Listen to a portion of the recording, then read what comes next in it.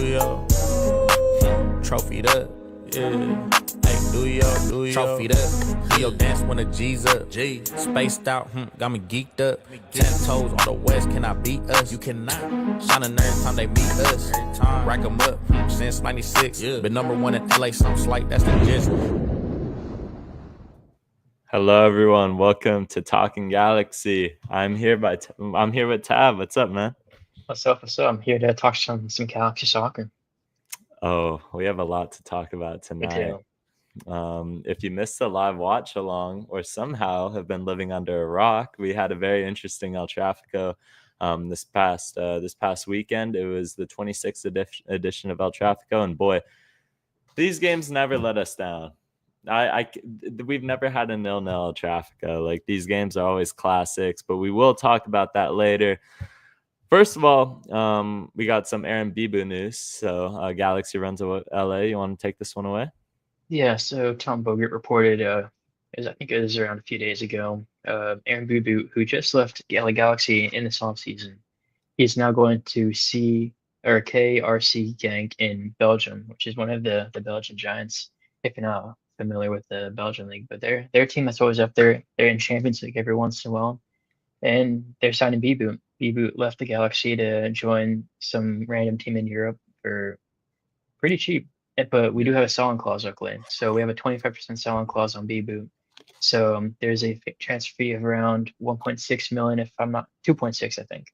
Yeah. And we have so we have a 25% on sell-on clause. And if my math is math, and that means we'll begin around 160K in GAM. I think no, it's 560 in GAM or something like that. Yeah. That is correct. It's going to be about, I think I heard the range is 20 to 25% sell-on clause for the LA Galaxy. You saw Aaron Bibu feature in some matches for the senior team, but he never really panned out. It could be attributed, I believe Greg Vanny wasn't all too impressed with his positioning at times in spaces he occupied. He was a physical striker, though. I kind of believed in his potential, and he was always I enjoyed interacting with him. He's very interactive with fans on social media and stuff. He's chronically online like the rest of us. But he makes his move to Sweden, and honestly, he's going to Paintsil's former club. That's a huge move for him. It kind of surprised me when to see him. He had 6 goals in 12 matches in Sweden, and Genk comes in and they're like, hey, we believe in this guy's potential and we're going to take him off your hands. And the Galaxy get money that can be converted to allocation money. Huge for the club, because Greg Vanny talked about the fact that this upcoming transfer window is going to be difficult for the Galaxy to do anything because we don't have money. We can't register Gino Vivi as it is. Gino Vivi is kind of just in between right now, the main team and the abyss, I guess, because he's nowhere to be found. We don't have an international spot for him. Aaron Bibu opens up that money if they want to keep Gino Vivi, but I imagine they go after like a center back position with this money.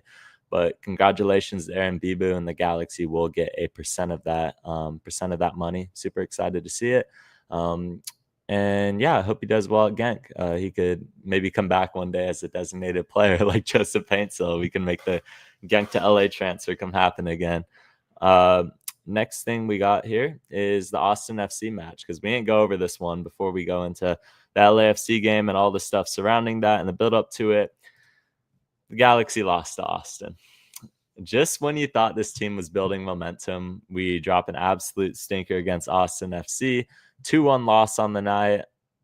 The Galaxy went down 2-0. We grabbed a late goal, but it wasn't enough. I believe it was a penalty that Joseph Paintsil took, slotted it home, but the Galaxy weren't able to get a positive result out of this match. Too little, too late. What did you see from this game? Yeah, I mean, it lacked just overall intensity from the fans and then down to the players as well. It seemed like kind of transferred from fans to the players, and there's just no attacking creativity. I felt that there was very little going forward. Paintsil and Peck were pretty quiet in this game. Royce just trying to pull strings, wasn't able to get some chances going. We did miss a couple chances, if I remember correctly, and we weren't able to put them away. But like I said, it was a little too little, too late. We scored the pen like the 92nd minute or something. And it seemed like after like that, everyone started going those last. I think there's like 9 minutes at a time because of the Aude injury. Hmm.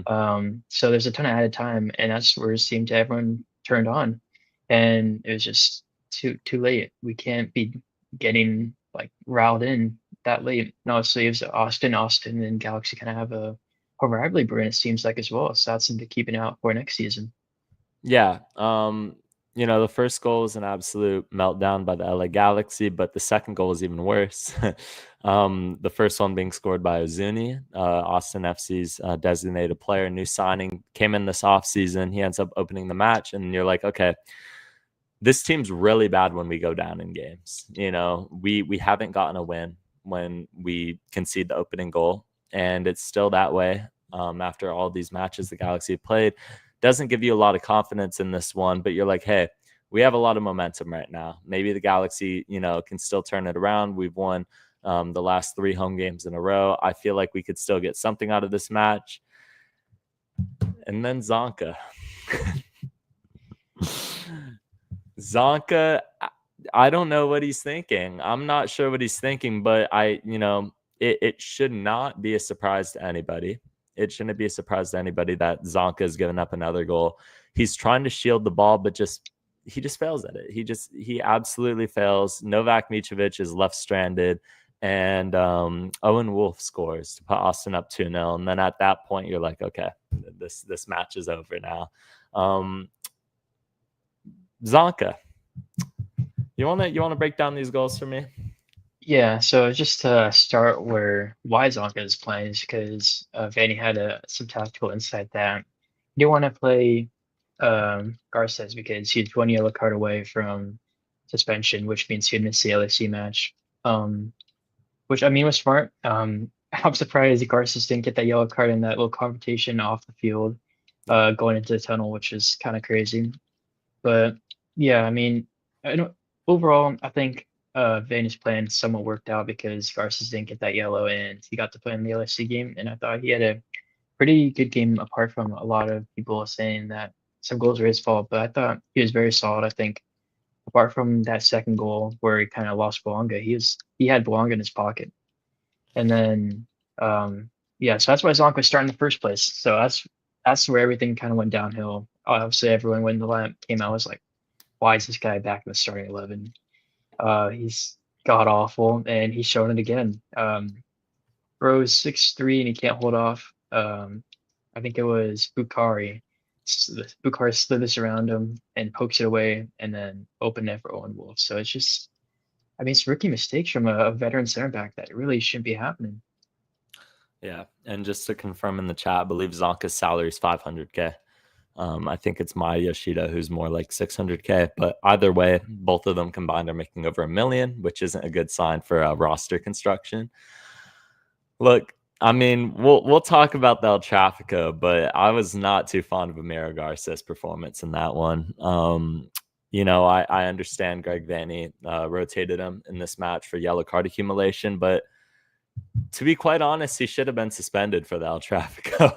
He should have been suspended. If you saw what happened after the match, I was quite surprised that disciplinary committee did not look after this, and they're like, okay, he's not going to play that El Trafico. We're going to suspend him for a match because there was a scuffle in the tunnel. I understand there's no referees present, and that's why they went to the tunnels, because there's not much he can do in that case. But there was a lot of footage. There was a lot of footage of what was going on. And Amiro Garces clearly looks to have overstepped a little in that scuffle, but he gets away with it. So who cares? And Biros still Pratt. So I think any hate directed towards him was well deserved. And I'm sure if the supporters groups were there, we'd be letting them know how it is during that match. Obviously, this was another game without the supporters groups in attendance. Definitely had an impact on this. Were you at this game? I think you were, right? Yeah, it was. Okay. It's like a last minute call up. I remember the podcast before on Tuesday, and I was like, I'm not sure I'm gonna go. I get off my internship at 5, and then I made the trip up, and I got there at 7:15 just in time. Yeah, got some food and then watched that absolute disaster class. So I probably should have stayed home. Yeah. What food did you get from the stadium? This is a big question. So usually I'm a pizza guy, but I'm like, I'm gonna change it up, and I tried the mac and cheese with the pulled pork. And it's all Okay. right. I give it a 6. I Okay. might want to change it up. So if you have any food recommendations from stadium, let me know because I'm still moving around trying to find what to get. Yeah, drop food recommendations in the chat, guys. Sometimes I'll see these people like I don't even know where they get it from. Um, but it'll be like something chicken related, and it will look, yeah, I think it was the wings. I think it's the wings. Those look really good. Those look insanely good. I would definitely recommend that, although Gotcha, I haven't gotcha. personally tried it myself. I think that's a go-to option there. Yeah, it feels like a library in this game. I have a question for you. Is Zonka the worst Galaxy defender of all time, in your opinion? I was debating about this, but I'm like, there's some guys up there. There's Siani, there's Yeah, Shelvick, there's Felcher, there's so many, unfortunately, which is kind of not good on the Galaxy that's all part. within like the You last got you 10 got years. Koulibaly, which was pretty Yeah. shocking at times. But I mean, Zonk on his contract with his wages, you'd think he'd be good, but he's just not. So I think if we're taking into account wages and performance, I think it might be Zonka.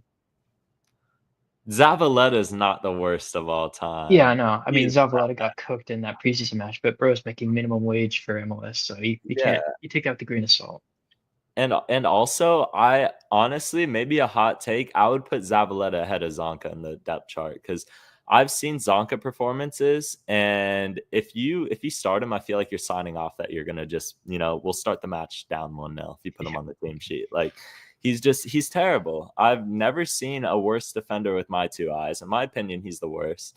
And I've watched Rolf Felcher, I've watched Pipo Gonzalez.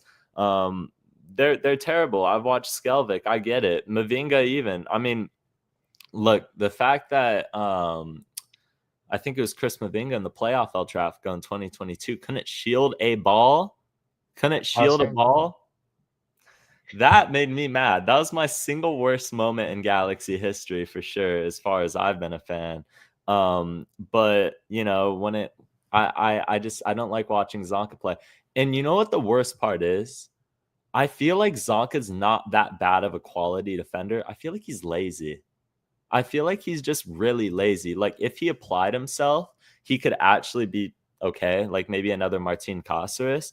But the guy just jogs. Like the guy just jogs. He's so half-hearted with everything that with everything that he does. And yeah, Sega Koulibaly is now playing in Portland, Maine, which is I what, saw the that.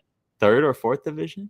I was scrolling TikTok, and he's on my For You page. He's on my For You page, and he scored a goal in El Trafico at home, and he's flexing it like he's some get like great player, but should have shown more clips. And there's a reason why he's playing in third tier MLS soccer now. Yeah. I mean, I'll respect the goal he scored because I was there for that game and that got me real hype. We ended up winning that match because the Latif Blessing goal is called offside in stoppage time there. But I don't know. I just every time Zonka plays, I just want to bleach my eyes. It's really bad. My eyes are bleached. I can't stand watching Zonka ball, and I hope it ends very soon. We need to do away with that contract in the off season. If I could buy out one player right now, it would be Zonka for sure. I We need a new center back. We need a new center back, and it needs to happen as soon as physically possible. I think there was an Ibiaga shout in the chat. I mean, I don't know. I think he's okay. Maybe as like a third choice. But Zonka is he's buns, man. He's here for a vacation. I'm quite sick of that. Yeah, Sam was just saying that because he looks like LeBron James. He wanted Oh, what's his name? Um, Frank Ocean as well, Mr. Tafari, who you oh, posted about don't earlier get today. started. Yeah, like his god awful as well. I think I Oh, I'm like sure we'll I get think into I that. like playing away more. I like to beat them. It's a I, party. I like to leave them sad in their own home. Like, who are you, man? Like, you got 0 minutes in that match. Like, you're a bench rider. You're a bench rider talking about disappointing us. Like, bro, are we paused? Okay, never mind. Okay, you got me scared in the chat there. Samuel just baited you. Yeah, Rage baited. Tafari's a bum. Tafari's an absolute bum. We're here to crash the party. Why are you speaking like the Joker? Like I'm you don't have to nonchalant. pretend that your voice is that deep, bro. Like come Yeah, on, get that's serious. Sokka's job to be nonchalant. Yeah, It's not the exactly. first. It's Zavaletta's job. Yeah, Um, mysterious. I'm just, I'm glad he got what he deserved, and we will go over his repayment for his sins and crimes against humanity there. But the Austin match, man, just what I took away from that is I felt like that was the final dagger. Anybody who kind of had hope that the season was gonna turn around, maybe we would win out or go on a crazy run. I felt like that Austin game notoriously was just the dagger in everybody's hopes. And look, how many times have you seen it from the LA Galaxy where it's just like stupid mistakes? Greg Vanny talked about it after the game. It's not like they're really getting broken down. It's just they'll stay in a match and then shoot themselves in the foot, and then it's over. And despite the efforts by Joseph Paintsil in the end and the Galaxy coming, ever so close, they made it interesting at the end. But it's like, it's really got to be better. It's got to be better in the back line, I think, is the big culprits in this match. But I'm going to be honest. Even though Paint saw a penalty, how many times did he run the ball to play this game? Yeah, a couple times. I felt like Peck was ever so slightly more effective, at least besides the penalty, and Paint still getting on the score sheet. But even Nascimento disappeared, and his run of form's been good. And Greg Vanny was critical on Nascimento after the match. He was talking about the fact that his pressing ability was really weak and he wasn't putting enough effort in collectively. He was kind of dragging the team down a bit, and you could see him screaming on the sideline that whole match. He was really upset with Nascimento, who's been a man in good form, but maybe now hangs more in the balance of if the Galaxy decide to pursue him permanently or not. And he technically got a goal in El Trafico, so Yeah. we'll take that. But before we go into El Trafico and everything related to that, we got former Galaxy alumni, Julian Araujo with the new tattoo. I had a debate. First of all, let's just give Araujo his round of applause because, incredible human being. Absolutely stands for the community. It's his off season for AFC Bournemouth, and he's still out back in California. This is his home. Wouldn't be surprised to see him back in a Galaxy kit one day in the future. Not anytime soon. I'm sure he's doing his thing right now at Bournemouth. But once again, once a G, always a G. Love to see the work that he's doing in the community. But I had a question for you, Tab. I think we kind of discussed this in the group chat yesterday. Are you taking prime Miki Amane or prime Julian Araujo, and why? So what I said is I'm taking in Prime Araujo. Also, so there's many factors to go into this, but Prime Araujo for Galaxy, he was what, 20 something years old, pretty young. And Mickey Yamane is I'm pretty sure Yamane is 30 the last season. So Yamane is in his prime technically. Araujo is coming up into his prime. But I think Araujo just has that like aura to him. I thought that like if you're trying to get past him, like he's taking you out. He's not letting anything slide. He's just like a gladiator almost. And he had that passion. Obviously, had that goal in the playoff match against Nashville. And I don't know, maybe that's just nostalgia hitting me, but I'm taking Araujo. I am taking Miki Amane. I'm gonna have to disagree with you on this one. Love Julian Araujo, and I think part of it is the fact you are right. He's significantly younger, and part of that, I'm trying to like take age out of the question when it comes to the comparison here because I'm talking their time in the Galaxy, and I feel like Miki Amane as a defender, he was the best right back in MLS last year. I can't say at any point that Julian Araujo was the best right back in Major League Soccer. I don't believe he ever was. Now, would he have gotten to that point one day? Absolutely. But I just feel like given his time here at the Galaxy, maybe it's not a fair comparison for him. Maybe it's not fair because his time as a player is nowhere close to being done. He's not close to hitting his prime yet. And he will, and he'll be great. But his time at the Galaxy, I just feel like, yeah, I mean, it's not crazy to say this. It's not, hold on. It's not crazy to say that. It's not crazy to say that. I don't think it is. Miki Amane was different last year. MLS history is kind of crazy. I Look, mean, I have to do like some research to figure out like who's top five. I mean, like one's coming up to mind right now.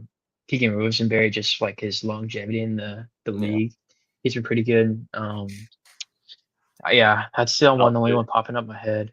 Did you say Felcher? yeah. Who else? Oh man, there's been some good ones I feel like, but I just can't think off the top of my head. But I'm not sure about MLS history. I'm saying that if you put 2024 Miki Amane in 1996 versus whatever attacker you want in Major League Soccer at the time, they're not going to know what to do. They're not going to know how to get past him. The guy's different.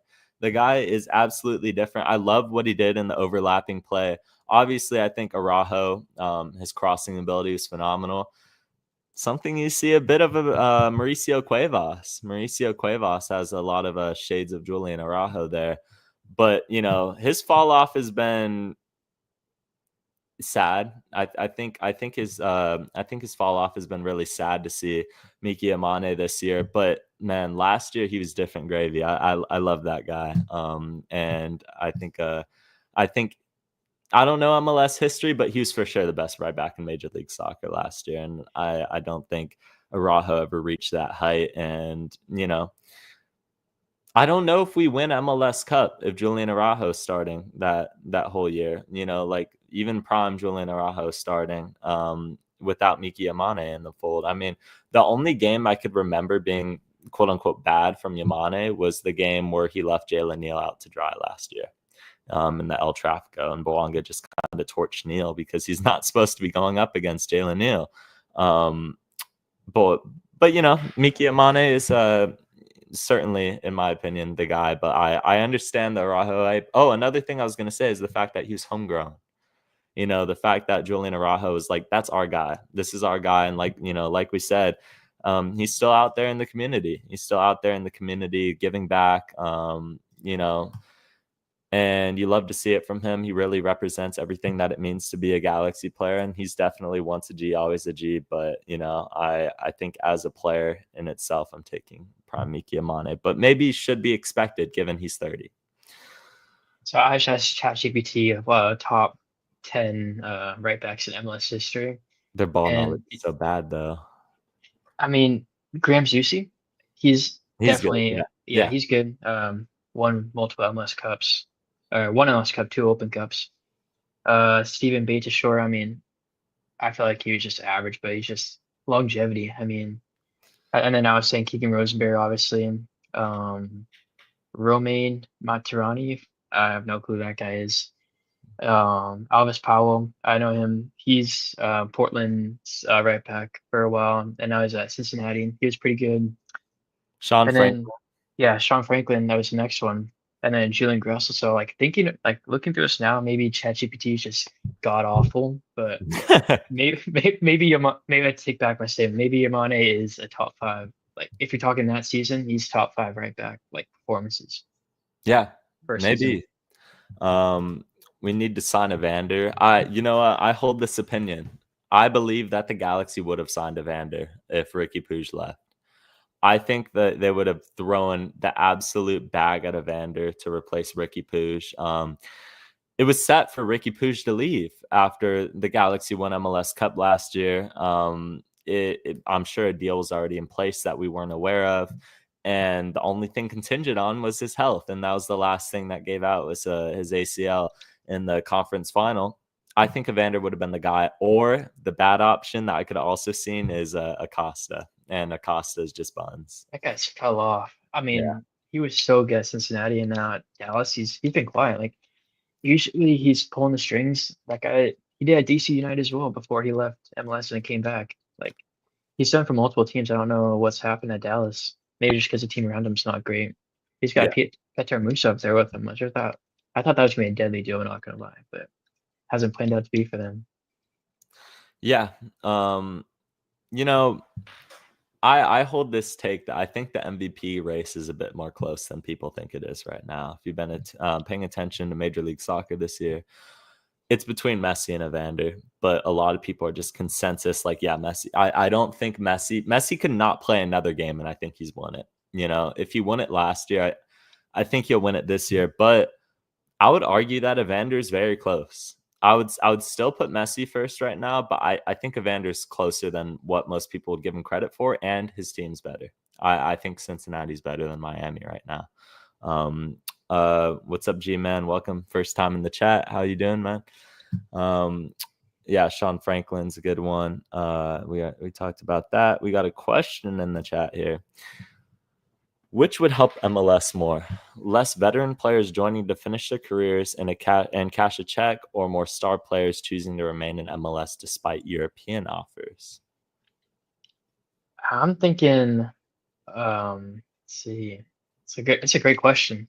I think we kind of saw with the Galaxy in their formula. They're not buying these veteran players, and I think getting less veteran players, keeping players like Evander in the league, where they kind of brought in that cash trade, where they can buy players in the MLS and keep the talent in the MLS. So I think that was a great addition by MLS to keep those players. Evander, we saw Evander, we saw Joveljic, we saw Cudi De Pietro, we saw Houston center mid, blanking on his name, but they've all hit pretty much except Cudi De Pietro. So that's a great addition.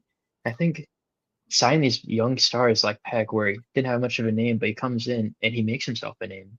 Paintsel as well. You've seen it. Evander did it as well. Evander's a well-known name around MLS now, and he's obviously in that MLS MVP race. Trying to think of more off the top of my head. Orejano, he's been doing good, and all these players, there's been like a pathway almost where MLS teams buy these South American players and they ship them off to Europe. So I think it's good that we're a stepping stone for these South Americans to get to Europe. So I think to answer your question, I think less veteran players and more of these youngsters that are trying to prove themselves. I absolutely agree. I'm gonna have to agree with that statement. I think less veterans joining. I mean, look, it's been a trend. We had another discussion we had in the group chat yesterday was the fact that ever since Messi joined the league, outside of Inter Miami and Giroud, we haven't had real, big like European legends come over like they used to come over all the time. You would have Pirlo, you would have Zlatan as another notable one. And I loved watching those guys play, but let's be honest, the way that MLS is moving right now, I think it's good to be a launch pad. I think MLS's role, whether they like it or not, at least for the next 10 to 20 years, needs to be you get young talent from either South America or academies. And I think the academy system needs to be revamped completely. And Saudi League does have them. That's a good point. But those people need to come in, these young prospects like Gabriel Peck, and they need to use this as a launch pad to Europe. And that's just how it needs to be that way. I think star players choosing to remain in MLS is not good for the league. I think if you are a very good young player, Evander needs to go to Europe. Ricky would have needed to go to Europe if he had an ACL right now, which it's coming back. But if Ricky was good to go, he would be in Europe right now. And I think Peck's the next one. Peck will be up there in terms of all-time transfer fees, but I think less veteran players joining. Once this Miami experiment's over, once this whole, Messi and friends situation's over, maybe Miami will still continue the same kind of, bring in like Griezmann or somebody like that. But I think it's going to slow down. I think it's going to slow down a little bit, and I think that's good for Major League Soccer as a whole. So I think, I agree with you there, Tab. Is Royce the Galaxy's MVP this year? And if not, who? I said so far, yes. I don't think anything Jurassic's going to change. So, I mean, this guy's been pulling the strings. He's been creating chances, scoring goals, and just doing everything. Knock on wood, he doesn't get any injuries or anything, but I think without a doubt, he's MVP right now. Last time I remember, I think he's on 12 goal contributions, which is by far the most with anyone on the team. So, Yeah.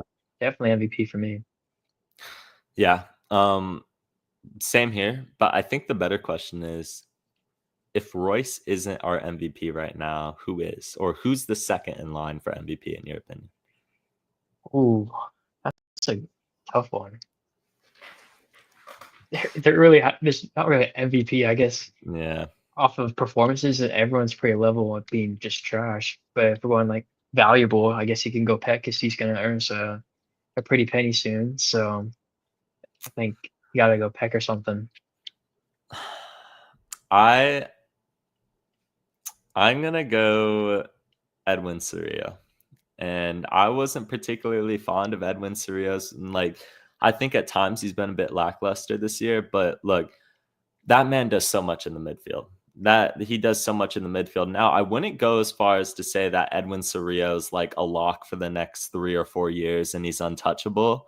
But he has that dog in him. I love what he does in the midfield, the ground he covers as the number 6. He's that guy for the Galaxy. Everything that we've been looking for. So I think if not Royce, Edwin Cerrillo's put in a shift almost every game, and look at the amount of minutes that guy has had to take. He's a pendant starter and he goes 90 every single game, unless he gets yellow card accumulation, but that's a different story.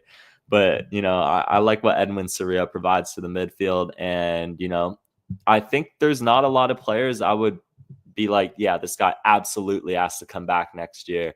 But at least for next year, I think Cerrillo definitely has to come back. I love what he provides to the team, and last season he was great too. And maybe part of the reason why he struggled at times is because he doesn't have a real number 8. I mean, Diego Fagundes has done decent in that role, at least in recent times. But how many times did you see Isaiah Parente have to be his number 8? And I love IGP, but it's like, come on, he's not Mark Delgado. I think having Mark Delgado in the midfield helps you drastically. That goes without saying. I think Mark Delgado is the second best number 8 the Galaxy have ever had. I would put Juninho first. But I think Mark Delgado is the second best number 8 that we've had. So I think he's that guy. And if not, maybe an outside pick besides Cerrillo. Maybe Peck. I don't love our designated players this year. I think they haven't picked up the workload that has been, without the absence of Ricky Puig, it's been difficult. I think going off the best number 8, I think that's got to be Steven Gerrard. Yeah. Absolutely. You're right. Definitely. You're right. I don't even know how I didn't think of that. Yeah, I mean that guy was just so good. I mean, he scored. I remember that one clip where he flicked over that Revolution player. I mean, surely he wins MVP that season because of that one clip. I That was love just Jonathan Dos fantastic. Santos. Do we consider him a 6 or an 8 though? I feel like he I think played he's more more of a 6. Yeah. But he wore the number 8. But yeah, Steven Gerrard's definitely the best Galaxy number 8 of all time, and then Juninho can follow him there. But his time will No not one's in Gerrard's league. Yeah, absolutely. Second question: if Galaxy get the first pick in the Super Draft, do you sell it or use it? I don't think draft picks kind of work how they do in NBA, where the last place team gets. Is it like that? Last place team gets first pick. They do. Okay. I mean, first pick in the draft. I mean, I think it all depends on what you need. I mean, you haven't really seen many first first round draft picks do insanely well. You got Danny Pereira, who's started Austin's doing really well. He's He's good. looking, yeah, he's really good. He runs the midfield for them. I saw he's getting a move to Coventry City in the championship. I mean, that guy, I thought he was really good. Obviously, we played him not too long ago. You got players like Jack Harrison that come through, but there's a very small handful that have made it and have been consistent starters. You've seen teams like the Rapids do good at draft picks. I'm not sure we're a team that does good at draft picks.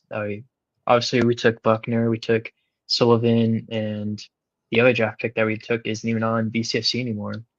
So it's tough for draft picks. I don't think they have as big of an impact as they do in the NBA or anything. So if there's a player you scout and you find that it's going to be good, use the draft pick. But if you don't, there's teams like the Rapids that want him. So if you can get some money for it, go for it because we need the cam. Yeah. What's the value of a super draft pick though? Even the number one pick, if it's like less than 500K or 400K in value, then like I would just keep it. I honestly couldn't tell you how much a super draft pick is worth, even at the number one overall position. I don't see a team splashing on it, and if they do splash on it, we'll take the allocation money. But I think we're already set up with a lot of allocation money next year. I would use it on depth. Like a high potential player. And Walker Zimmerman was another number one super draft pick. Kyle Laren, Jack Harrison, like you said. I think there's some gems to be had, but it's such a flyer. I think Toronto FC had the number one pick this year. Yeah, I think it's Tyrese Spicer. Was it him? Yeah, Forget. I haven't. Maybe okay, maybe that was 2 years ago. San Diego had the number one. San Diego's guy who they got the number one pick they chose. I think he's played a game. I mean, that's like Winder. I think Winder has more appearances than that, bro. Yeah. And he's not even a number one super draft pick. He's just a bum. Like, sorry. It's triggered right now. Yeah. I would keep it and use it on depth, a high potential player, unless the money's there. And if the money's there, then you could part ways with it. We'll see how that unfolds. I would expect the Galaxy to use it. Another question here: do we win Leagues Cup? Yes or no? I don't think so. I don't think we have the depth to go on a tournament like Leagues Cup and then win it all. I think we're gonna throw all the eggs in that basket because I think this game on Friday we'll go into it, but it kind of decides whether we're gonna be in the playoffs or not. So if we lose to Houston, who's a team that's below fighting to get into the playoffs, lose to them, it's over. So Oh yeah. if that happens, you throw all the eggs into the Leagues Cup basket and hope you win. But I just don't think we have the squad to do it.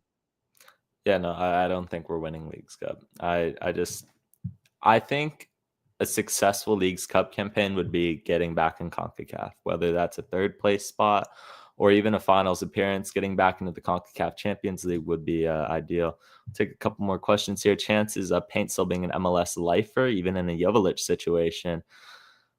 I think Paintsill will stay at the Galaxy for the next at least 3 to 5 years, in my opinion, which is a lot of time if he stays injury free. If Joseph Paintsill stays injury free, I think he stays in Major League Soccer. For the LA Galaxy, I don't see a Jovic situation. In fact, I think Jovic needs to bounce to Europe after this year. I know he got his bag in Sporting Kansas City, but he's so good. He's so good for a terrible team. He needs to go. He needs to go and show it abroad. I like Paintsill.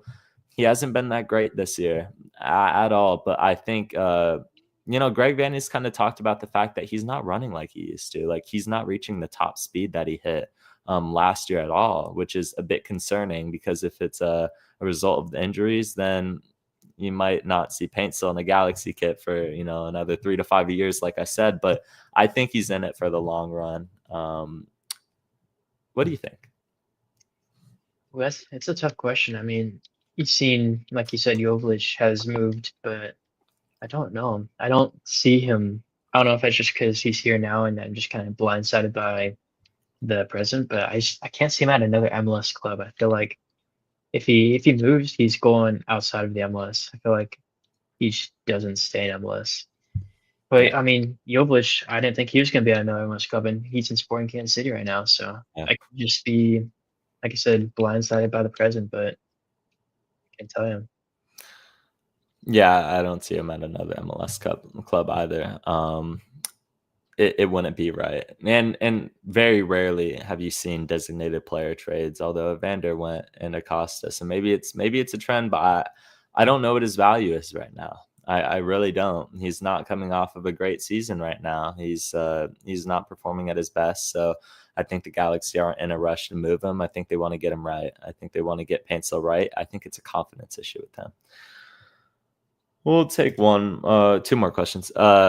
What's Cuevas got to do to get more minutes? Preach. Do you think he deserves it? Absolutely. What's up with Vanny on that? I don't know. I mean, look how long it took Ade to start. And yeah, I agree with Josh on COG. He has the best crosses on the LA Galaxy. I love him. I get shades of Julian Araujo on it. I'm so high on Mauricio Cuevas and his potential. But what do you think, Tab?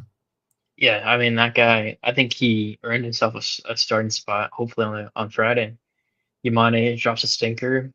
Cuevas comes in, gets the tying assist. I mean, surely if he doesn't start, he gets way more minutes on Friday.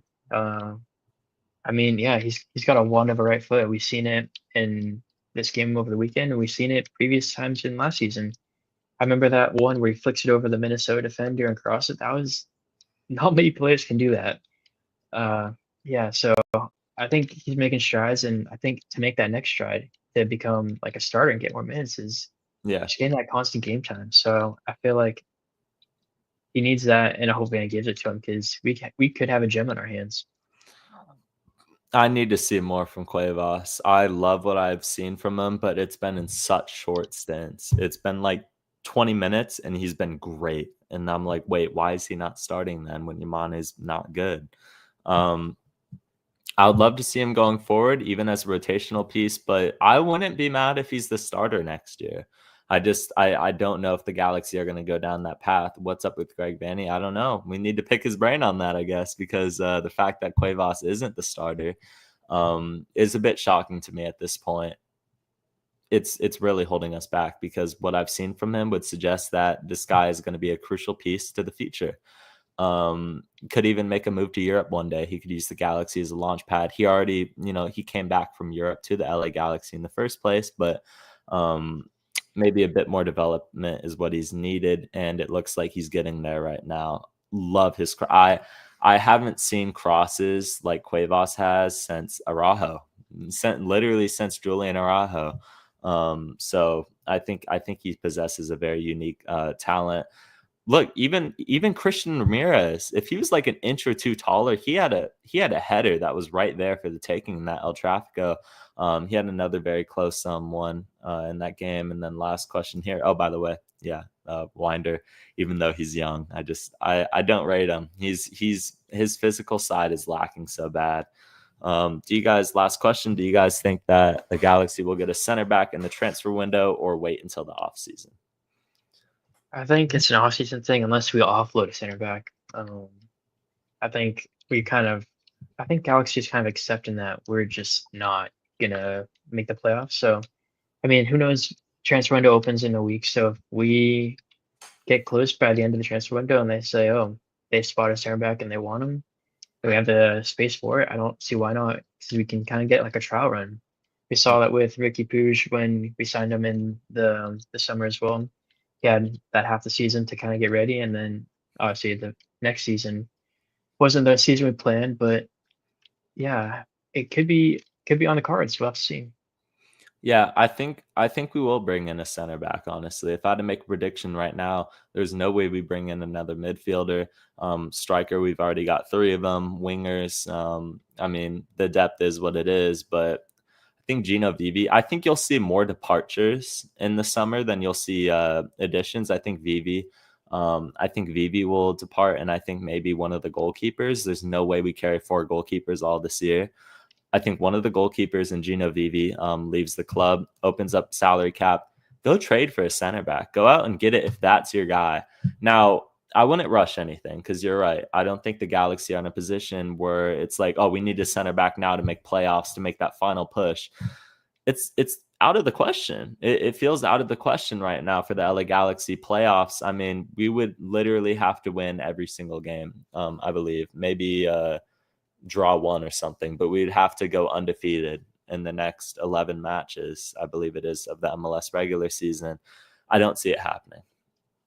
It is what it is, but if the center back's there, look who we brought in 2023, who provided who was the starter in 2024, Edwin Soria.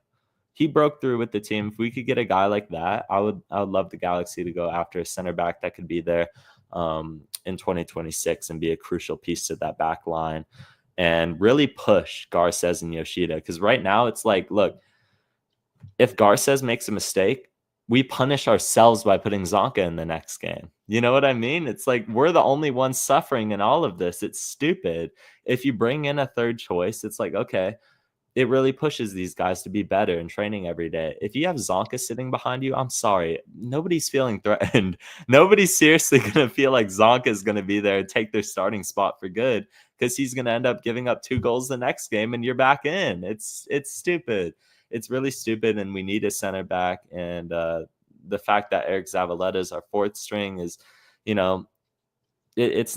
need more depth in that room. We really do. And it's something I would say we noticed from the offseason in our podcast that we talked about, is the fact that we needed a Jalen Neal replacement, and they're yet to do that. And maybe the academy is where they go next year, but we need a guy, right? I think we need a guy that is able to be a starter right now, even if it means he's significant in 2026, if 2025 is not going to be the year for us. We're moving on. Big thing here. The reason why you came was the El Trafico. The Galaxy have got a point. Who would have thought? Who would have thought that we got a point out of that El Trafico 3-3 match at BMO?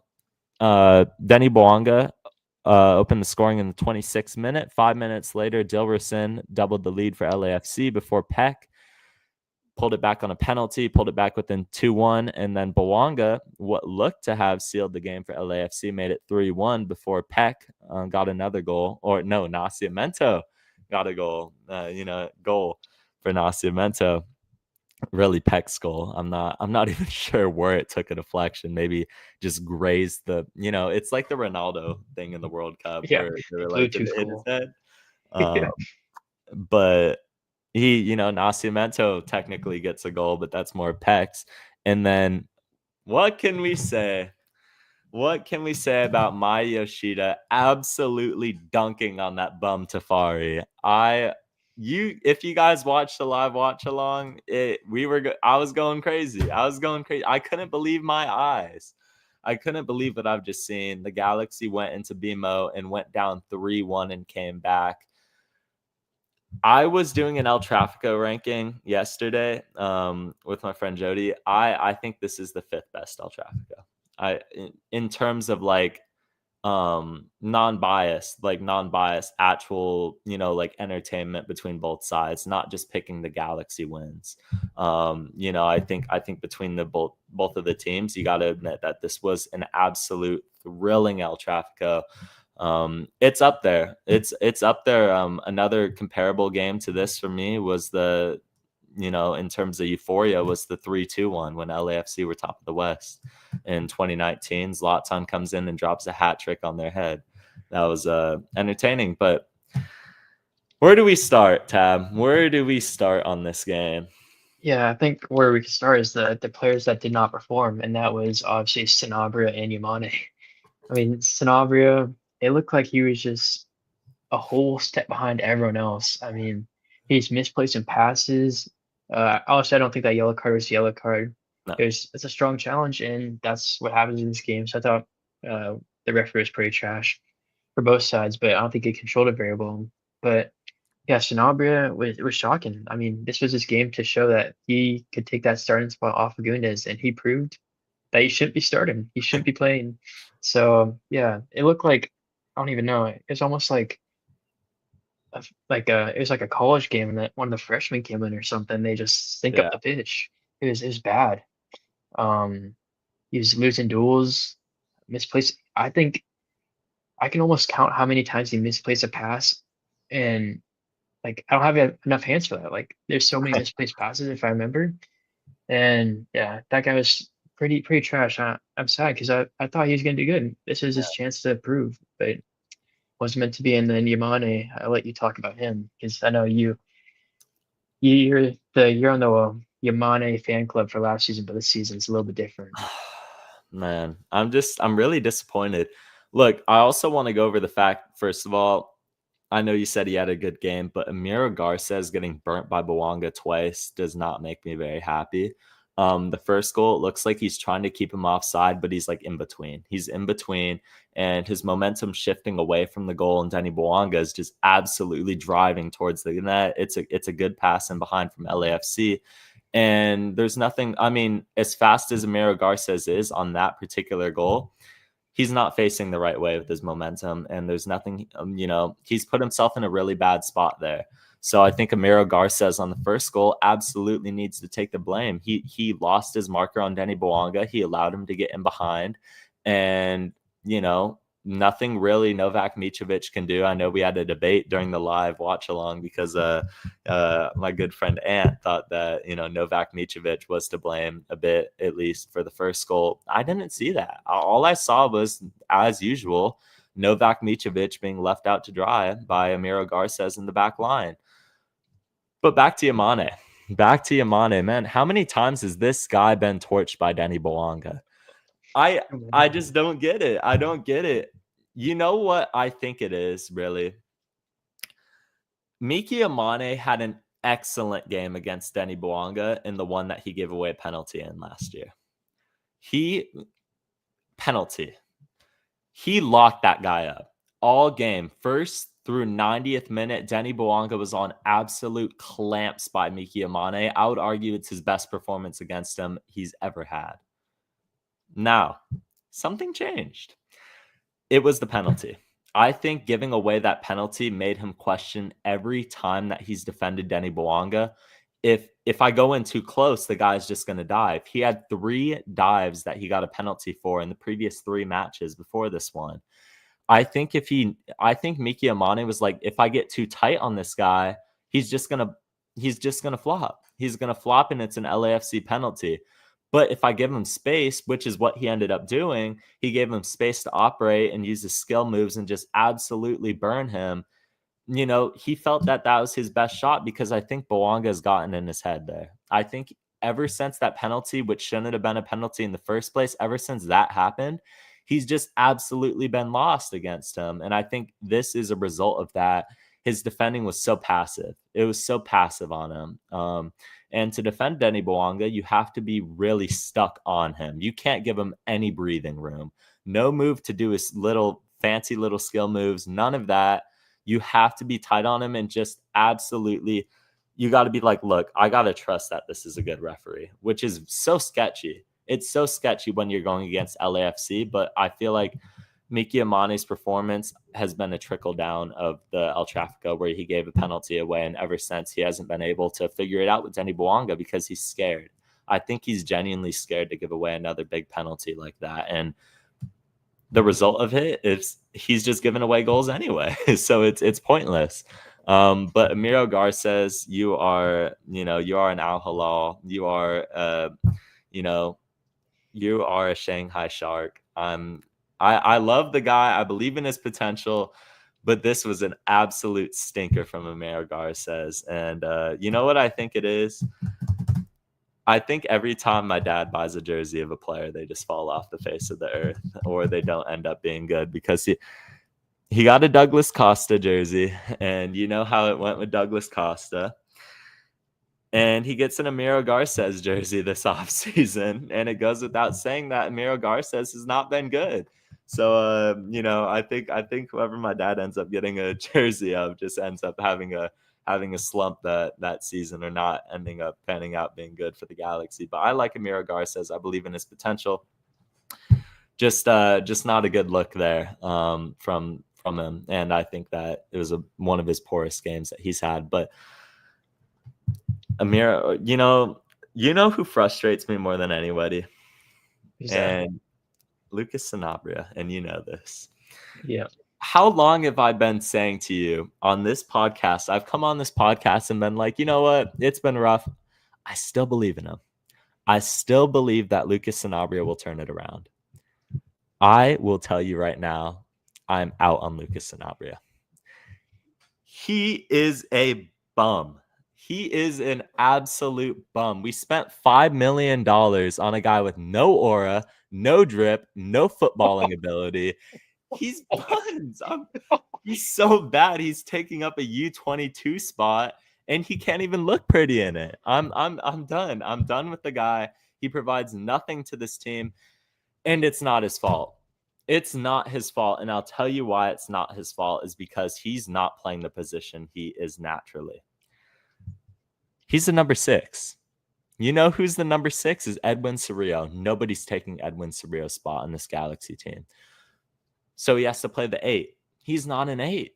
And the Galaxy have been trying to get Lucas Sanabria to play the 8, but no matter how much they try, he's not an 8. he can't do what Mark Delgado did. He can't cover the same ground that Mark Delgado did. He can't pull the strings. He can't be as vital. And look, I'm not trying to say that the next guy has to be as good as Mark Delgado, but please be a tenth of it. Please be a tenth of it. And he hasn't been. He absolutely has not been. So I'm out on Lucas Sanabria. He got subbed off at halftime, and I would have taken him off in the 30th minute. I've seen enough. I've seen what I've had to see from Lucas Sanabria to say that this guy, look, maybe I'm being too harsh, but a good front office gets rid of him. A good front office at least loans him out in the winter, but we're going to be stuck with them in 2026 because it's just going to be the way it is. I think this organization still believes in his potential. So please prove me wrong. I will be happy to sit on this podcast a year from now and be like, hey, I was wrong. But I really don't think that's going to be the case because he's not an 8 and he's forced to play an 8 and he's terrible in it. And I've seen enough from him. And Galaxy Memes, you are on fraud watch for defending this guy because he is an absolute tragic player to watch. And I'm done with it. Okay, let me add my 2 cents in there. Go ahead. I think Sanabria has been trash this season. I don't disagree with you there, but I don't, like I also said, I don't think it's his fault because he's not in his position. He's a 6. He's not an 8.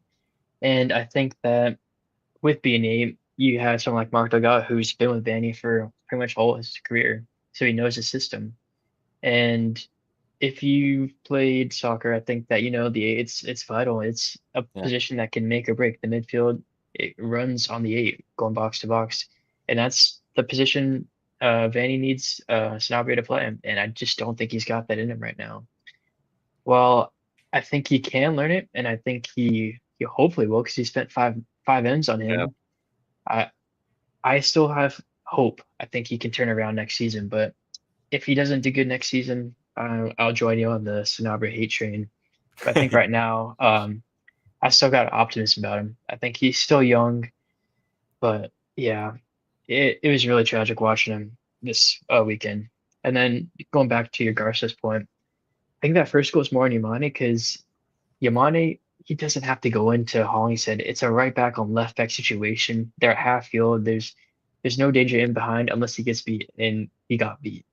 And it's Hollingshead for God's sake. Like it's not even Belonga. You're getting cooked by their left back, and it's sad because you've seen his fall off, and it's been so apparent. You feel bad for him because the player could be like we said.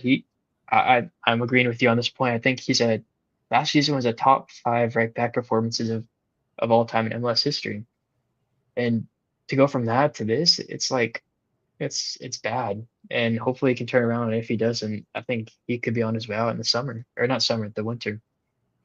Yeah. My only thing is by that same logic, then on the second goal that Garces gave up, let's go over that. Oh my gosh. Garces. So we're doing the live watch along, and I'm like, okay, first of all, why is Maya Yoshida getting sucked into Nate or Daz? When you have Denny Belonga in behind? What are you doing? Okay, I have an issue with that because the ball wasn't even going to Nate or Daz. He was just getting sucked in to get sucked in, and it wasn't a good look. Maya Yoshida is part to blame on the third LAFC goal. But Amiro Garces, you are the only man who can catch Denny Belonga in that situation. You are the fastest defender on planet Earth. And he's jogging. Amiro Garces is jogging back when he is like 10 yards out of the play. Where are you, mate? Where are you? Please answer that question on where Amiro Garces was. We lost the ball in a bad spot, which is always how LAFC score on us. I swear, almost every time we've conceded to this team, it's because we've lost the ball in a position we're out of shape. We are absolutely out of shape. You can lose the ball against them, but it's about where you lose it. And we're losing it in all of the wrong spots where you can't have that happen when Garces is 10 yards up the back line. Where is he? Please. That was really bad, and the effort was not there, and that's more concerning. More than him being out of position. Look, Garces last year was undisciplined. He's not a disciplined defender, and that's okay if you're putting in the effort to catch up. And I'm not saying he would have necessarily caught up because Denny Bouanga was like 10 yards in front of him. But the effort to not even try, that's really disappointing to me. That's more disappointing than anything. So, yeah, LAFC get their third goal. And by the way, to do backflips after scoring 2 absolute terrible goals from the LA Galaxy, you get gifted. The Galaxy, they serve it up on a plate. It's filet mignon. It's medium well done. It's on a plate for you. And you're doing backflips. Have some shame. What happened to shame?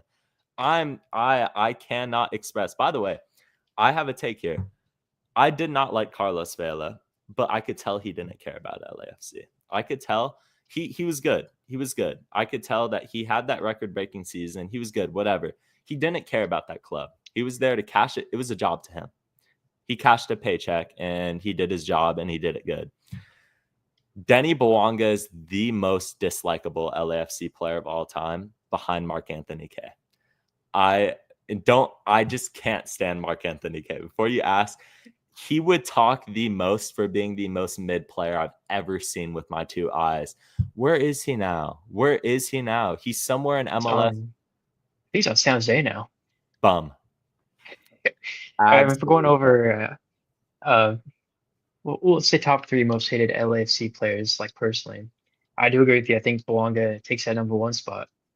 I think Blessing's got to be up there. I think Tavares made himself one of the most hated after that performance.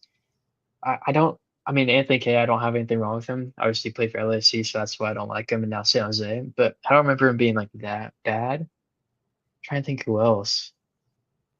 I didn't like Ilie just because I think it's just a fact that he was good. I think he's a great guy. I don't think on the field he was just too composed, and that kind of tore the Galaxy down because we're obviously trash when Ilie was on LAFC.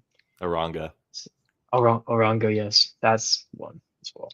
Yeah, but that's that. And what was I going to say?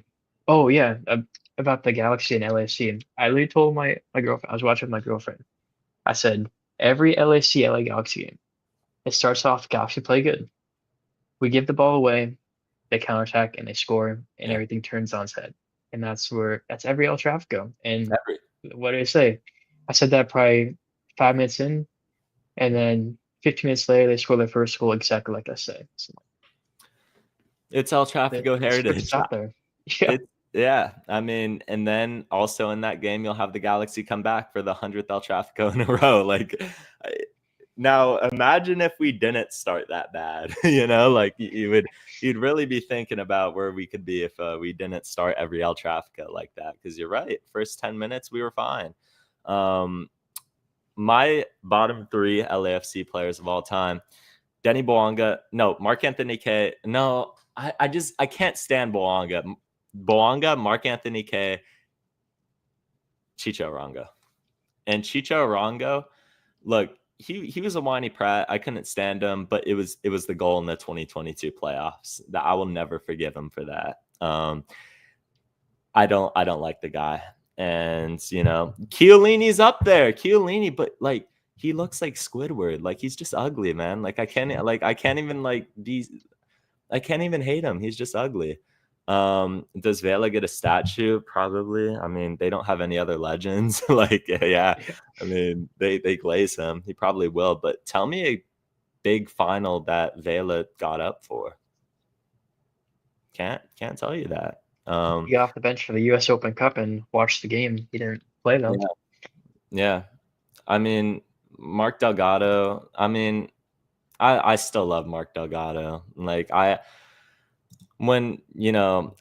think he had to make that statement after the ring thing to get on the LAFC fans' good side. And look, if he's playing for that team, he's going to have to become likable among their fan base, unfortunately for us.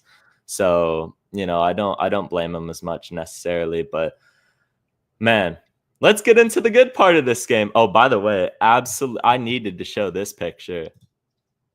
What happened? What happened, Mr. Denny Bouanga? By the way, Denny Bowanga complaining to the referees has to be the funniest thing I've ever seen in my life, because you've made a career off of the referees in Major League Soccer, mate. Top 3 least hated LAFC players. I can't even think of any. I don't know. I mean, Mark Delgado, Adam Yeah, okay. Saldana, Nico Hamalainen. There you go. You got your least three hated LAFC players. But Denny Bowanga, what happened, mate? I mean, absolutely swivel on it. I'll say it one more time. Absolutely swivel on it, mate. You were celebrating. You were doing backflips. You were refusing to get back into your own half, and you got humbled. Hold that, you absolute bum. McCarthy least 3. No, I don't like McCarthy. I do not like J Mac Diddy. I can't stand him. I can't with John McCarthy, bro. He's not it for me. He's a great guy, but him single-handedly winning them an MLS Cup and a penalty shootout, I'll never like him for that. And he is gone after this year, I do believe. But yeah, Denny Bowanga, hold that, mate. He had 2 goals in this game, but all of that for nothing. All of that for nothing, really. Raheem Edwards. I do like Raheem Edwards. Yeah. That's a good Yeah. shout. Maya Yoshida. Maya Yoshida. How could we go 106 an hour and 6 minutes into this podcast without talking about this goal? Maya Yoshida, the Lord and Savior of the LA Galaxy. What a cross by Cuevas, though. What a cross by Cuevas.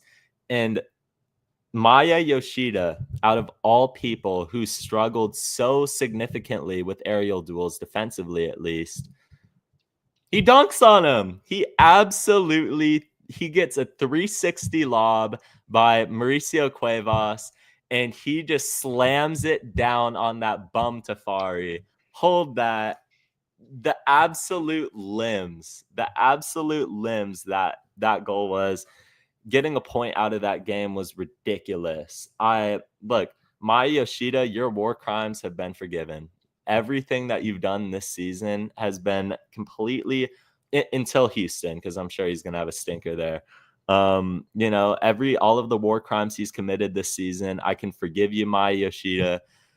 Your slate's wiped clean because you saved us. You've saved us a loss against LAFC. And hey, they can't beat us at our worst. So, yeah, Tab, take it away on the Yoshida goal.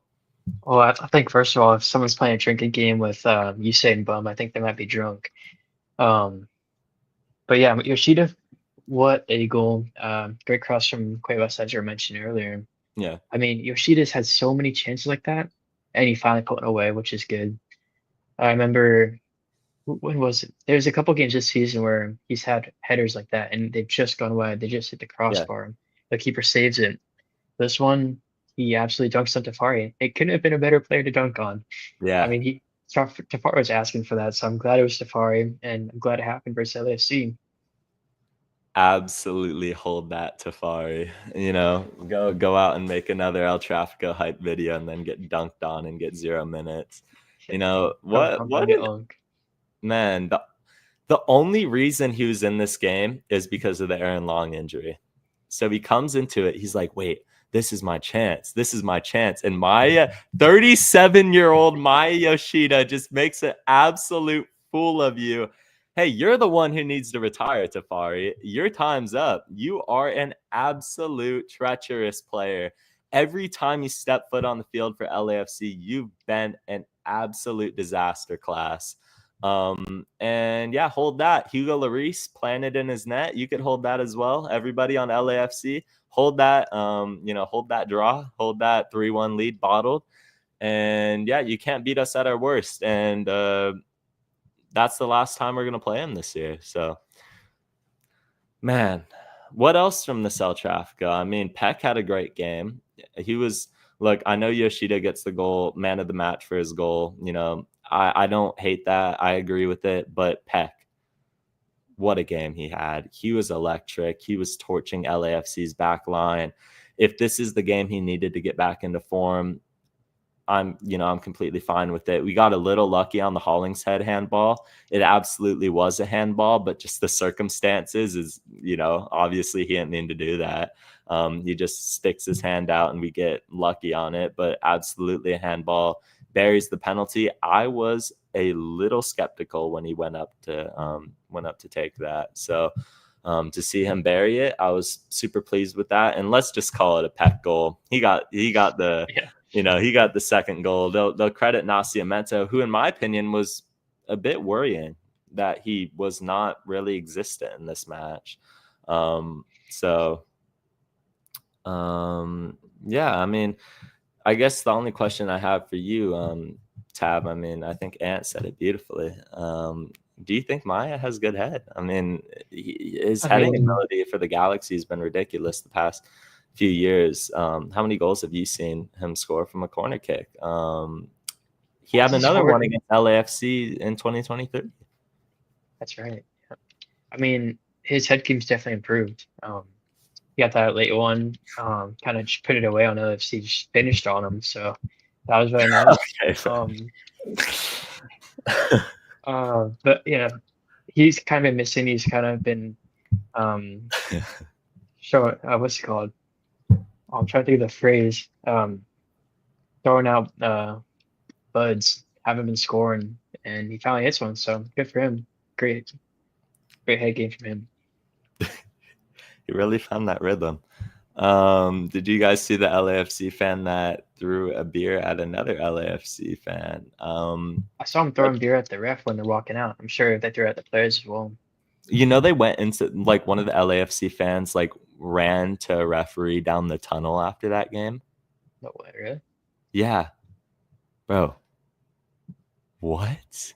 What are you talking about, bro? Why would you? By the way, let's go over the fact that how can you call this match a robbery? How can LAFC fan? Hold on. This match, okay, first 2.5 minutes. Let's break it down. The ball is not in play. The ball was not in play for the first 2.5 minutes of added time because Eddie Segura decided to choke Diego Fagundes.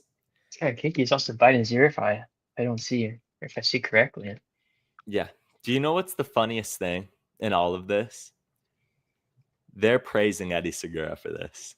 I've seen an Eddie Segura appreciation post, and I want to say I second that. I appreciate you, Eddie Segura, for giving us a point. He's an idiot. If he stays in this match, they win this game. If they are not on 10 men, they win this game because he would have been marking Maya Yoshida. He's an idiot. He shouldn't have done that. And it's an absolutely boneheaded decision, but go ahead, praise him. Build a statue for him, actually, for that. You could make this the statue for all I care because he gave us a point. So I'm good with it. He gets a red card. He'll miss their next game. God knows what they're going to do at center back, but, he's a bum to begin with. He's never been good. But he would have probably ended up being on Maya Yoshida, and I think his aerial ability is better than Yoshida. You'd have probably beat them to that, but he's not there for it because he's an idiot. So we'll take that. And there was some fines. You want to go over that, Tab? I saw it on your Instagram. Obviously, the player on the right for LAC, Igor Jesus, who we all thought was coming to the Galaxy at one point, but it was a false rumor, and it was to LAFC, not the Galaxy. He got fined, and also Miro Garces got fined, and Greg Vanny got fined. For escalating the brawl, I guess. I think there was the terminology. Escalating. I forget the exact. What did Vanny do to escalate, man? I have no clue, but I think he got a yellow card this game as well, I'm pretty sure. Yeah. And he got a yellow in the previous game versus Austin. So accumulation. He's on 2 yellow cards. I'm not sure how that works. I'm sure he's a few cards away from getting suspended because I'm sure that's a thing. Yeah. Jesus, Garces, Vanny, Hall got fined for escalating. Yeah. Why would coach yellow card accumulation not be a thing in Major League Soccer? It's MLS heritage, really. Let's go back to the claim that LAFC were shafted by the referees or that this game was rigged. They wanted this game to be played to 95, which is ridiculous when we didn't play the first half of that 5 minutes. We didn't play the first half of that 5 minutes. So how are you going to tell me that you deserved to end it at 95? It's a minimum of 5. It's not a maximum. They don't know ball. A Yeah. telltale sign of if a fan knows ball or not is if they thought that this game was a robbery. Another thing, Hugo Lloris was yellow carded because he would not put the ball in play. Hugo Lloris was literally just adjusting the ball on the goal line for like a minute straight. He was just moving the ball around the goal kick area. And it's like, why are they confused? Did you not watch that extra time? Because if you replay it, it's obvious why they played to 97. In fact, it could have went more. It could have absolutely went more. And I would have seen why, because Ryan Hollingshead was milking time on like 2 throw-ins. He burned out like a minute. Of that. And they put less time than they deserved back in. And they went to 97. And that's obviously when we scored a goal. But it feels like every El Trafico LAFC fans have an excuse. Every El Trafico, they have an excuse for why they inevitably bottled it, starting in 2018 with the Zlatan comeback game. The take I've seen on that is the Ola Kamara fouled on the Zlatan goal to make it 3-3.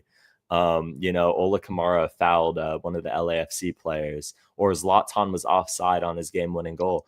Cope more. Please cope more for me. 2020. Oh my gosh, it was too hot. We wear black kits. Who was the home team? Home teams get to pick which kit you wear. We've worn Ryzen kits at some of our home games because we chose that. We choose what kits we wear. They chose black kits. It was hot, and they lost the game to Ethan Zubak. If you're losing to Ethan Zubak, you got bigger issues than the Heat. I'm telling you that much. So that was stupid. Any news if they're getting supporters group bans or fines? They're MLS's darling. They're not going to get any bans or fines, but they should, because they had the flares, they had the smoke bomb things, and you can't bring that into the stadium, which I think is a stupid rule to begin with. But if it's being applied to us, then it should definitely be applied to them.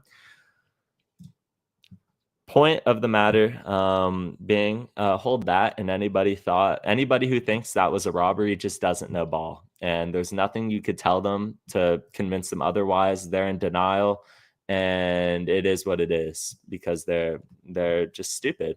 They're stupid and they don't know ball, and that's most of their fan base because they're all casuals. So go on, I Tab. got a fun fact. It's been 383 days to this day, and the LAFC have last beat the Galaxy. And we haven't seen the schedule for next season, but it's going to be in the 400s. It's going to be 400 days since the last time LAFC has beat the Galaxy. So, I mean, if that doesn't show who runs LA, I don't know what does. Look, I think it's going to get worse for them before it gets better in these El Traficos, because if you can't beat the 2025 LA Galaxy, I promise you it's not getting better for your club. Like next season, look, I know form doesn't matter going into these El Traficos. We've won El Traficos with Kelvin Leerdam starting at center back. I get it. It's not good. 2026 is going to be a special year for the LA Galaxy. And saying that, in my opinion, I think it's going to go to 500, maybe even 600 days before they end up winning another El Trafico. It's going to be a while, and they should very much be worried, I think, because it's becoming an ownership at this point. It's, I think we need to be labeled the owners of LAFC, because we are. How can you not be winning the all-time single season series again, or the all-time series against the Galaxy, when we've trotted out teams like the 2020 LA Galaxy, the 2021 LA Galaxy, the 2025 LA Galaxy? How can you not beat us? How can you not beat us at our worst? It's ridiculous. And they're bottlers. The last 3 El Traficos, they've blown a lead to us. I think it's a mental block with them. I think it's a mental block at this point, and they have it in their heads. Especially when they walk in Dignity Health Sports Park. If they win another El Trafico, it's going to be at BMO. At least in the next year or two, it's not going to be at Dignity Health Sports Park. And that's going to be interesting with the next one, though, because Trendle is going to be gone. So I think if they win that next one, whether it be home or away, I mean, then I think they start getting that motivation, like, oh, we could beat these guys because now they have a new coach. We don't know who that's going to be, but I think if we just go out there and smack them again with their new coach, I mean, that's throw all their heads in a big wham. So hopefully that happens, and then cheers to another 100 days that they become winless against the Galaxy. Yeah. I think that them firing Cherundolo is a bad thing, and their fans won't admit it, but I think it's a bad thing because that's an MLS Cup winning coach, and he got him to final the following year. So it's a good thing for the Galaxy, in my opinion, that he's getting fired, because the next guy is not guaranteed to be nearly as good. Look at how the Galaxy, not saying he's close to Bruce Arena, but like the Galaxy after Bruce Arena, it was like Kurt Analfo. It just, the next guy is not guaranteed to be the guy for them. And losing Cherundolo, I think, is a negative for them. So I think they're very ungrateful and they don't understand ball to begin with. So that's fine. El Trafico, another classic one. Where would you rank this? I think that's gotta be in the top 5. Yeah. I'd have to do some research and actually think about what my top 5 would be, but it's gotta be up there in the top 5. Yeah.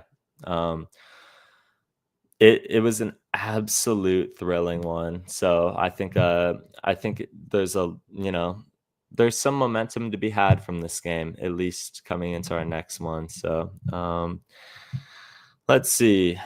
Let's move on from this El Trafico that I'm sure we will be talking about in future podcasts for the absolute cinema that it was. It was just absolutely thrilling to watch. Unfortunately, it doesn't mean much points wise. We get a point, but this team needs 3 right now.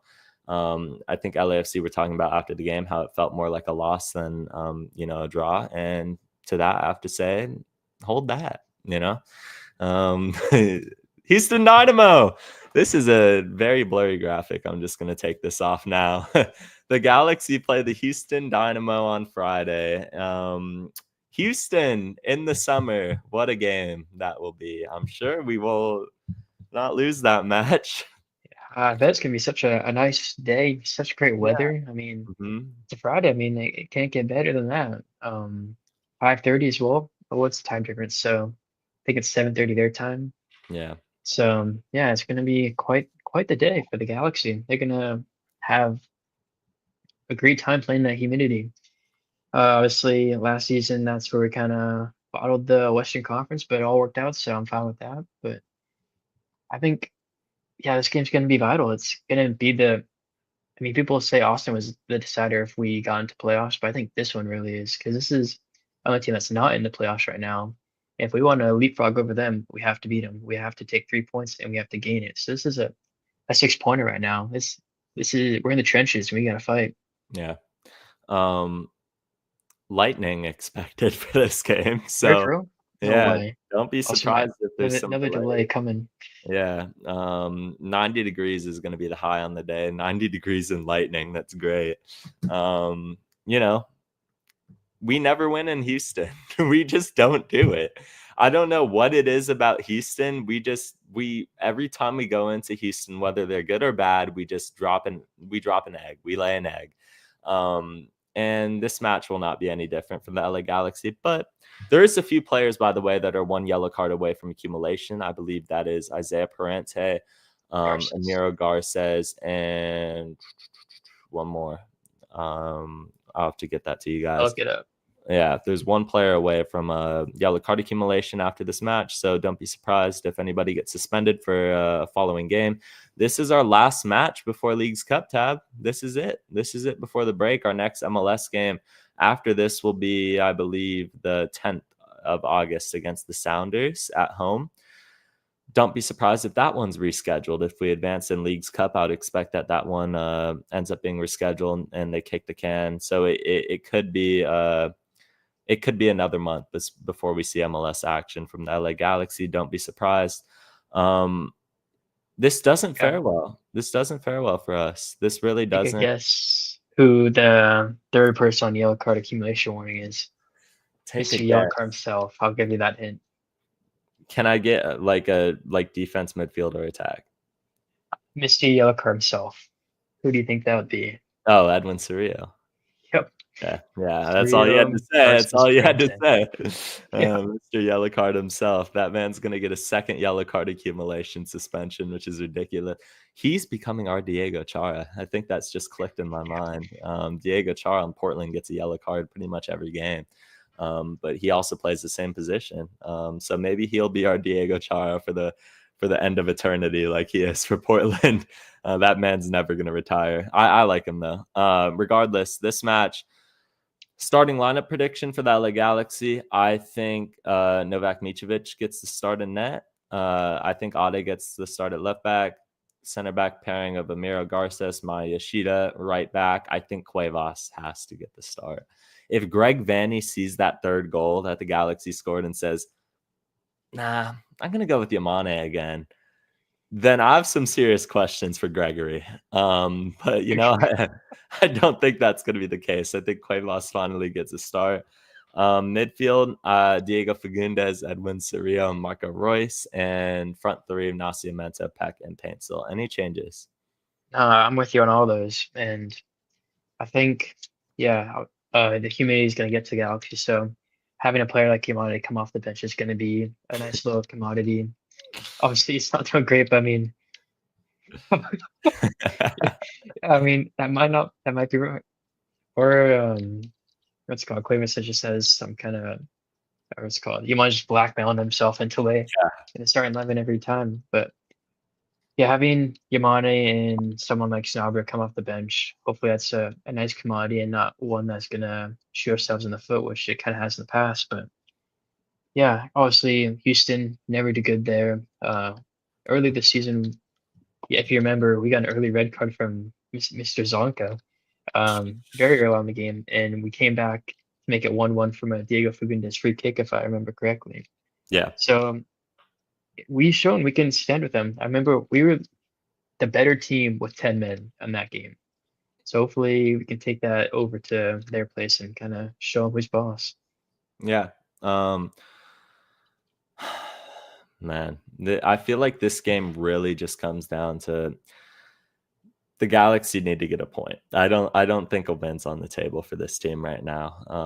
Obviously Houston aren't that good standings wise, but going into Houston, I think we need to grind out a result, and I think we have to start very quick. We need to build off of the momentum of the LAFC game and, you know, play with our lives on the line, because it is. If we lose this game, we will be not mathematically, but mathematically eliminated, which means MLS won't count us as eliminated, but we can't get 45 points if we lose this game. And if we lose this game, and we can't get to 45 points, which is about where the playoff line will be, it's wraps. It's absolute, it's curtains, it's wraps. And anybody who still has belief that we could turn it around, you know, this game will really determine it, you know, because if we don't, you know, it is what it is. And we never win in Texas. You know, it sucks. It really sucks. Every time we go up here, it'll just be some BS. And I think defensive mistakes, our lapses are going to get to us in this game. And preventing lapses and, you know, I want to see more out of whoever's playing the 8, whether that's Fagundes or Sanabria. They have a lot of things to pick up in helping out Edwin Cerrillo in the midfield in this game. I think if we can control the midfield, we'll create a lot of chances. Maybe Paintsel gets a goal, maybe Peck gets a goal. I think Peck has a lot of momentum to build off of the LAFC game. I want to see him be on fire. I want to see him go on a run of form, and I think he will. I think this will be a start of good form for Gabriel Peck, because the stats that he's had this year, I think it will be inflated by the end of the season, one way or another. So I like what he has to provide to this team. And by the way, on the score correction of Nascimento scoring, Marco Royce gets the hockey assist on that one from El Trafico. Yeah, I'm a bit worried about this game. I don't have much optimism coming into it, and I think Houston Dynamo's attack is going to be too much for our terrible, terrible back line to deal with, and that's just going to end up being what it is. They'll probably get on the score sheet first, and that will be it. But we will have a live watch along for this game. Shameless plug. Let's see. We got a question before we bounce the Houston game back to you. We'll harbor Pepe. What is that introduction? Yeah. I'm being disrespected right now. Will Harbor, Pepe, or Dylan Vanny be on the first team next year? If I had to make a prediction, I think the most likely to be in the fold there would be Harbor. Yeah, same here. I think obviously center backs, it's more of just experience. We've seen Galaxy kind of just prefer experience in the center back position. We went out and bought Zonka. We went out and bought Yoshida.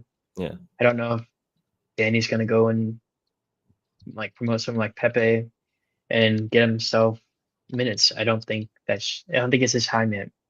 But maybe it could be a Jalen Neal, come off the bench a couple times, work his way into the squad, and then eventually starts. But Magana is just I don't think he's ready for the physicality yet. I've watched some B60 games this season. He's been doing good, so he's definitely keeping out for him, but I don't think next season's gonna be for him.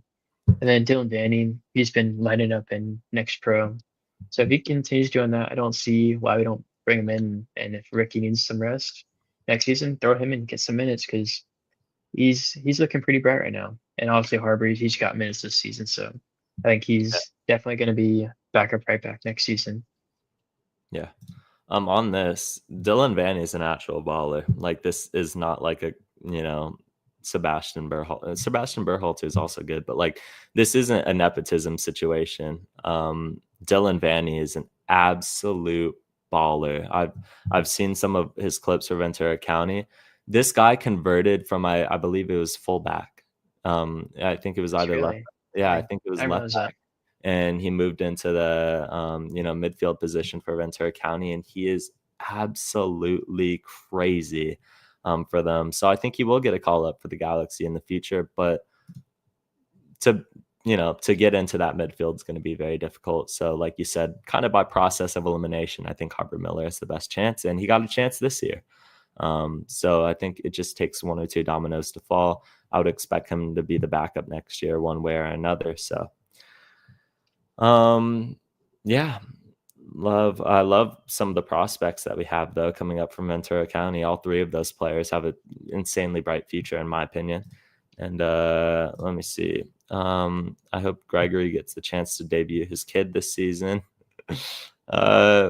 Maybe. No, I don't see it coming this year though. I don't even think we have the salary right now to fit a Dylan Vanny into the squad.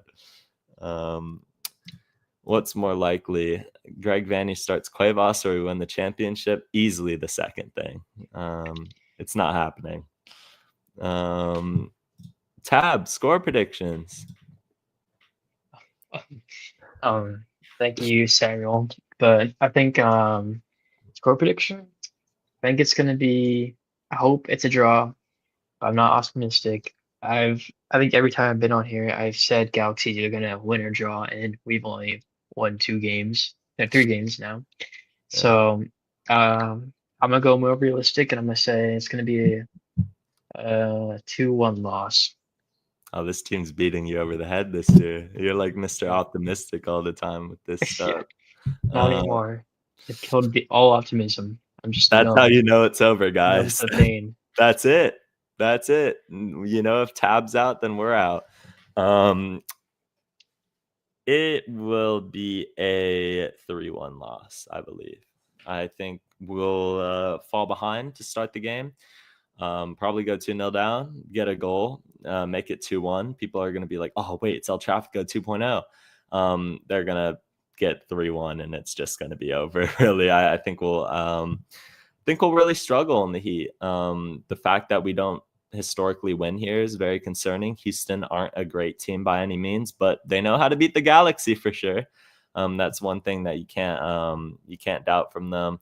We lose this match 3-1. Tab and I both have a loss, but we will have a live watch along for this game.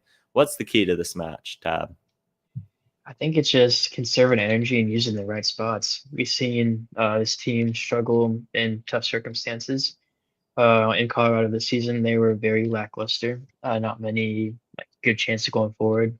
Defense is pretty shocking. So we kind of seen the script with this team where they struggle in these tough weather conditions. Obviously, Colorado's on the opposite end of the spectrum where it's cold and rainy. It's going to be hot and rainy and thundery in Houston. So a little different, but I mean, same kind of concept where it's going to be tough to get up for that game. So hopefully we just have the energy to go out and win it, but I don't know if we will. You guys want to see a different background? We're going to do tropical summer right now. Let's see. That was by fire. I like it. Okay. I messed with that one. We'll see which one you guys Well, like. it's got a little movement in the background. Yeah, it is. Stop. It's a video background. But a mystery decal. I was gonna do this one for today. Well, I like that one as well. Yeah, I feel like there's a little too much going on there, but I just kind of like the rhythm of this one. The Galaxy are not winning in Houston, guys. I'm sorry, it's not happening. They'll get scored on first. And let's see.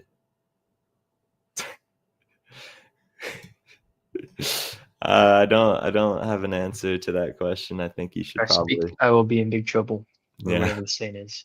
I think you guys should probably ask him that question. Yeah, PowerPoint animation background, absolutely. You know, it's Talking Galaxy After Dark, guys. Let's see what else. Hold on.